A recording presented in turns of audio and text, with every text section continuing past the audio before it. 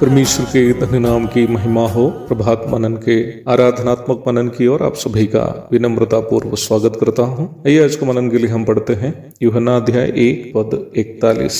उसने पहले अपने सगे भाई शमौन से मिलकर उससे कहा, हमको क्रिस्त अर्थात मसीह मिल गया। हमारे प्रभु यीशु मसीह को केवल यीशु नाम से संबोधित करते हुए प्रार्थना करने वाले कई लोगों को मैं देखा। केवल यीशु कहते हुए उनका प्रचार करने वाले भी कई हैं। यद्यपि प्रायोगिक रूप में इस प्रकार के उच्चारण को गलत भले नहीं बोल पाएंगे, परंतु परमेश्वर के वचन की परिप्रेक्ष्य में यह पूर्णता सही भी नहीं है। यीशु अथवा इब्रानी में यहोशुआ नाम यहूदियों के बीच में एक सार्वजनिक नाम था। बाइबल में भी हम यीशु मसीह के अलावा एक से अधिक लोगों को यीशु नाम से देखते हैं। यद्यपि यीशु अथवा यहोशुआ शब्द का अर्थ उद्धारकर्ता क्यों न हो और शब्द के अर्थ के कारण निम्न नाम यीशु मसीह की ओर इशारा भी क्यों नहीं करता हो। निम्न नाम यहूदियों के बीच एक सार्वजनिक नाम होने के कारण हम ये दावा नहीं कर सकते हैं कि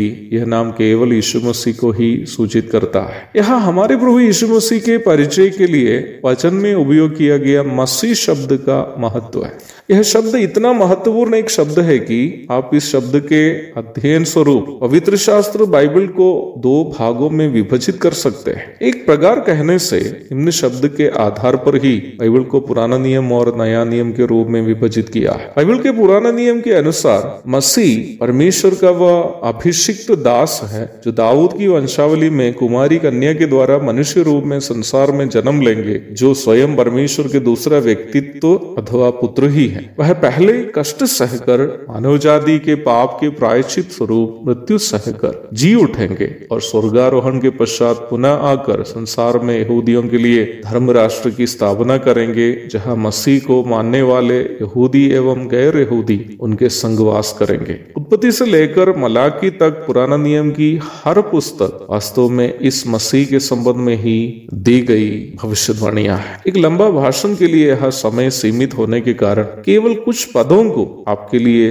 दृष्टांत स्वरूप पुराना नियम से सूचित करना चाहता हूं, जो मसीह के संबंध में की गई भविष्यवाणियां है। पहला, मसीह के आगमन स्वरूप परमेश्वर की ओर से पहली भविष्यवाणी उत्पत्ति की पुस्तक 3 अध्याय की 15वीं पद में हम देखते हैं, जो परमेश्वर ने आदम और हव्वा से कहा था। दूसरा, मसीह का जन्म कुमारी लड़की से होने के संबंध में दी गई भविष्यवाणी यशायाह 7 की 14 में हम देखते हैं। तीसरा, मसीह का जन्म इस्राएल से होगा करके भविष्यवाणी व्यवस्था विवरण 18 की 15, मीखा 5 की 2 आदि आयतों में देखते हैं। चौथा, मसीह स्वयं परमेश्वर का पुत्र है और पिता के तुल्य भी है। भजन अध्याय 2 की 7 से 9 तक, यशायाह 9 की 6। पांचवा, मसीह पहले कष्ट सहकर मृत्यु पाएगी, तत्पश्चात सदा काल के लिए जिएंगे, यशायाह 53 की 10। छठा, मसीह की मृत्यु प्रायश्चित मृत्यु होगी और वह अपनी मृत्यु के द्वारा अनेकों को धर्मी बनाएंगे, यशायाह 53 की 11-12, दानियल 9 की 26। सातवां, मसीह इस्राएल राष्ट्र का छुटकारे के लिए पुनः धरती पर आएंगे, जकरिया 13 की 9, 14 की 4। आठवां, मसीह अपना धर्म राष्ट्र की स्थापना करेंगे, यशायाह 11 की 1 से 16 तक, जकरिया 14 की 9। नौवां, मसीह पापियों का न्याय करेंगे, दानियल अध्याय 7 पद 9 और 10, मलाकी 4 की 1। 10वां, मसीह नई धरती और नया आकाश की स्थापना करेंगे, जहां वह अनंत काल उसके लोगों के साथ वहां राज करेंगे, यशायाह 65 की 17, दानियल 7 की 13 और 14। संपूर्ण पुराना नियम में मसीह के बारे में दी गई कई भविष्यवाणियों में से केवल कुछ भविष्यवाणी में आपको दृष्टांत स्वरूप दिखा रहा था। जब हम नया नियम की ओर आते हैं, नया नियम हमें ये प्रमाण देता है कि पुराना नियम में मसीह के बारे में दी गई भविष्यवाणियां हैं जो प्रभु यीशु मसीह में पूरी हो रही है। यूहन्ना रचित सुसमाचार 1 की 35 से आगे की ओर के पदों में हम यूहन्ना बपतिस्मा देने वाला, जो न्याय व्यवस्था के अनुसार धरती पर यीशु मसीह के आगमन की सूचना देने हेतु आया हुआ अंतिम भविष्यद्वक्ता था, अपने 2 शिष्यों को बगल से गुजरने वाला प्रभु यीशु को दिखाकर ये कहते हुए परिचय कराता है कि देखो यह परमेश्वर का मेमना है, अर्थात पाप विमुक्ति के लिए अर्पण हेतु परमेश्वर की ओर से भेजा गया अभिषिक्त है। यूहन्ना 1:36।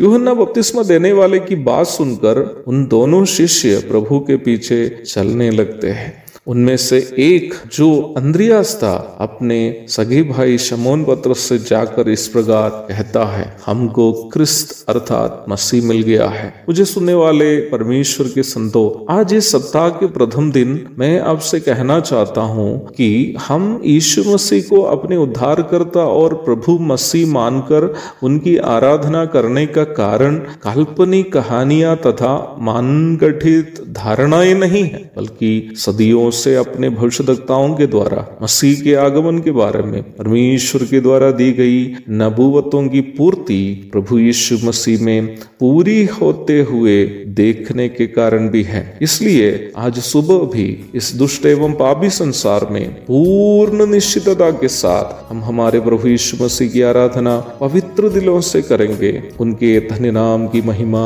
युगानुयुग होती रहे। आमीन।